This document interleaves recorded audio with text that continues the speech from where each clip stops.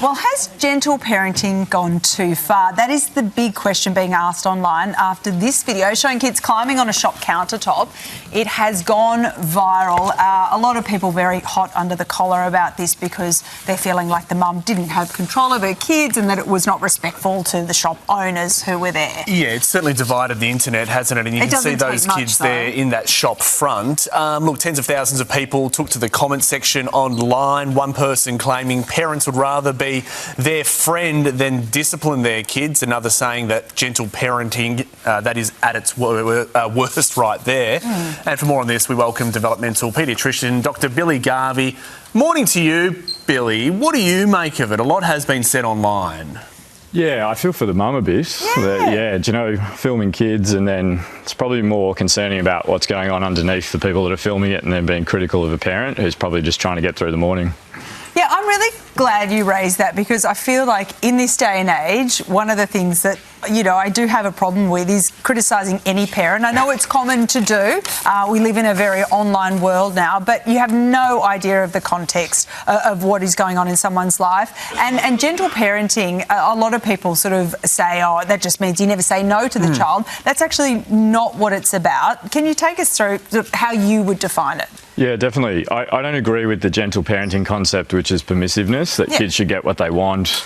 You know, we know that that increases difficulties, including mental illness in later life. So gentle parenting, or the actual evidence-based approach to parenting, is being sensitive, consistent, predictable, and also responsive to what the needs of the kids are. And if those kids were playing up more than they are in that clip, they probably need someone to connect with them first and then guide them to what's needed to happen in that moment, which is, you know, staying off there, let's listen, let's say thank you, all those things.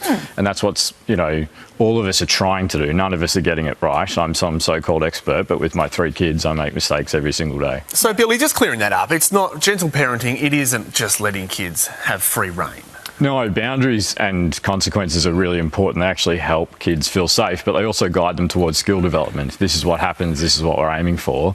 But just being sensitive and responsive is really important. Meeting the emotional needs of a kid and also having faith that they can succeed is really important. And that's what gentle parenting in its truest, most positive form is. Can I just ask you something on a personal level? Sometimes you really do try and get down onto your kids' level, you try and talk them through and just not shout, obviously, is the first. But with gentle parenting, it can sometimes also lead the parents to feel a bit exasperated because you could be trying to talk and then sometimes you just lose it. What's your advice to parents, sort of the most easy tip just to keep things calm for themselves as well as the kids while they're trying to deal with challenges that come up? Yeah, I think obviously be kind to yourself, take a beat, give yourself a pass when you need. But one thing that's really important that I don't think people do enough is leaving an environment that's too much for a child to succeed in. And that's like going out of the shop and just saying, boys, let's jump out for a second, let's group huddle. We are going to go back in and we're going to show how great we can be at waiting patiently and then saying thank you when these yum donuts come, and then we're going to celebrate sitting them and enjoying each other's company. And that jump out would apply to the parent too, I guess, if they're feeling a bit like I'm about to lose it. Yeah, definitely. I do it with, especially my sensitive daughter, I do it with her all the time. We leave the playground, we leave sitting on the ground and playing with a brother because they're hitting each other or whatever, but it's not a punishment, it's an opportunity to connect with her, huddle and go back in, and we do it as many times as we need to until we succeed, and we're doing it together. Billy, what do you say to parents, a couple here who might approach things from different perspectives? So you've got someone who might be a bit more of a disciplinarian, someone sort of taking on that soft parenting approach. What would you sort of say to get through that? Yeah, and thousands of parents I've met over 26 years, I've never met 2 that parent the same. It's just about consistency on the things we're working on. So we're trying to help our child be more assertive in a healthy way. Let's be consistent around that together. And the consistency is really important. Kids develop skills by consistency, not how intense it is, not how big the reward is, not how long we do it for.